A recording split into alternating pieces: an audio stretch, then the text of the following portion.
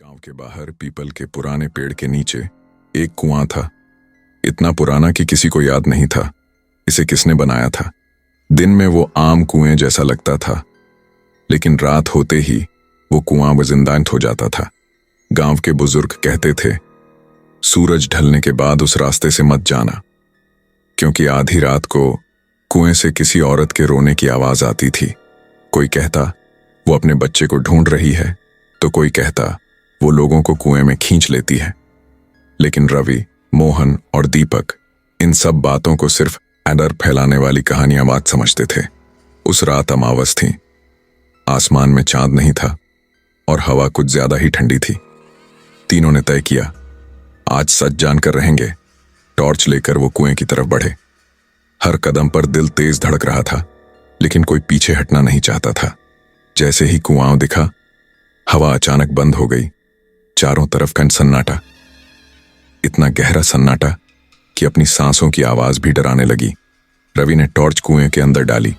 अंदर सिर्फ काला पानी, लेकिन तभी छप छप जैसे कोई अंदर चल रहा हो। मोहन बोला, चलो वापस चलते हैं। लेकिन तभी कुएं के अंदर से आवाज आई, मदद करो। तीनों के शरीर सुन्न पड़ गए। फिर धीरे धीरे कुएं के किनारे एक हाथ दिखाई दिया, फिर दूसरा, और फिर एक औरत बाहर निकली। लंबे खुले बाल, सफेद साड़ी, चेहरा इतना पीला जैसे उसमें खून ही ना हो। उसकी आंखें सीधी रवि को देख रही थीं, और फिर उसने कहा, तुम आ गए। रवि के पैर कांपने लगे।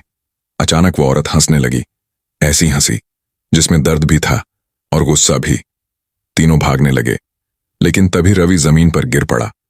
वो औरत उसके सामने खड़ी थी। उसकी परछाई गलत दिशा में जा रही थी। उसने रवि के कान में फुसफुसाया, अब तू जाएगा मेरी जगह। मोहन और दीपक गांव भागे, पुजारी को लेकर आए। पुजारी ने कुआं देखते ही कहा, यह औरत नहीं, ये आत्मा है जिसे कुएं में जिंदा दफनाया गया था। मंत्र शुरू हुए। हवा तेज चलने लगी।